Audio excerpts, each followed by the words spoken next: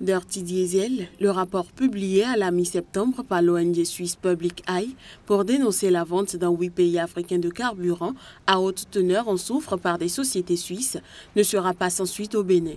45 jours après la sortie de ce rapport, les consommateurs béninois réclament justice. Le fait de nous avoir exposés à ces produits toxiques pendant tout ce temps, nous allons interpeller au niveau de la justice tous les acteurs et chacun doit pouvoir répondre. Et c'est une manière pour nous d'amener les gens à se conformer désormais. Et c'est notre manière à nous de demander que réparation soit faite aux consommateurs, même si on ne peut pas tout rattraper. 3 ans durant, l'ONG a procédé à des prélèvements à la pompe dans les pays concernés. Son rapport est accablant pour les sociétés suisses Adas et Oris, Vitol et Trafigura. Une teneur en soufre 375 fois supérieure à la norme est commercialisée en Afrique. Les sociétés concernées contestent et rejettent la responsabilité sur les pays africains. Au Bénin, les pétroliers se défendent mais reconnaissent qu'il y a des efforts à faire. Notre qualité est déjà très bien prise en compte en teneur de soufre, bien que ce soit encore très loin également des produits qui sont livrés sur le plan européen. Les dispositions sont toutes simples. Nous allons le faire, mais en le faisant, il va falloir que les dirigeants accompagnent en mettant rapidement et vite et bien fait de nouvelles structures par le législateur. Les responsables de Public Eye préparent une pétition pour contraindre le géant Trafigura à garantir la qualité du carburant qui sera vendu en Afrique.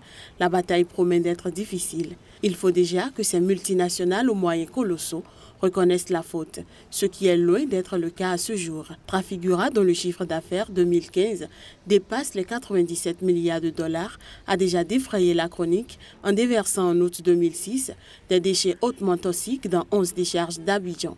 De procédure en procédure, l'indemnisation des victimes ivoiriennes demeure à ce jour encore un casse-tête.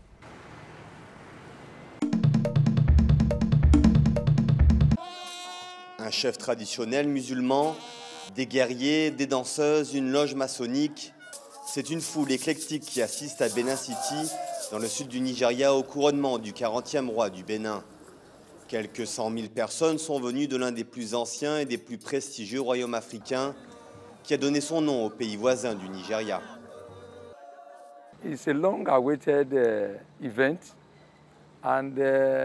C'est un événement très attendu. Nous sommes très optimistes sur le fait que le nouveau roi va améliorer la culture et la tradition de notre peuple.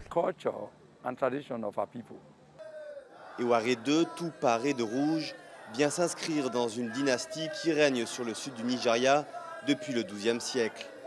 Il est l'un des 4 grands chefs traditionnels du pays, dont le titre est théoriquement honorifique, mais dont l'influence sur des millions de Nigérians reste telle qu'ils sont très courtisés par les politiciens. Nous sommes contents de voir notre nouveau roi. Tout le monde devrait venir ici, c'est exceptionnel, ça n'arrive qu'une fois. Nous sommes tous ses sujets, nous sommes responsables et redevables envers lui et nous devons le soutenir et l'encourager parce que c'est la seule chose à faire. Signe de l'importance du roi du Bénin, le vice-président du Nigeria ainsi que l'homme le plus riche d'Afrique sont au premier rang pour son couronnement. Diplômé des plus grandes écoles britanniques et américaines, ancien ambassadeur pour le Nigeria, celui que la croyance locale présente comme un homme choisi par les dieux, est bien décidé à redonner du souffle à son royaume et à aider son économie. On attend la gloire, une longue vie, la prospérité, le développement et le succès. Le Nigeria, qui compte 170 millions d'habitants, est profondément divisé par un nord musulman et un sud chrétien. Mais le temps d'un couronnement, tout le monde semblait vivre en paix sous la bénédiction du roi du Bénin.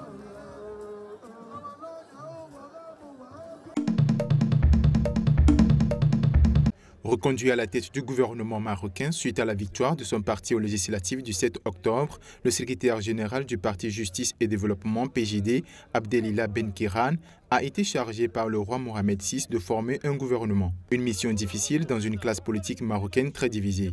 Mais le Premier ministre en poste depuis 2011 connaît bien le marigot politique marocain et ses consultations se déroulent bien. C'est du moins ce que l'on retient de sa prise de parole au congrès de son parti samedi à Salé. Le parti Progrès et Socialisme et le parti Istiklal se sont décidés à ce que je vois. Pour les autres, il y en a qui attendent leur conseil national et d'autres qui attendent notre proposition, comme l'Union socialiste.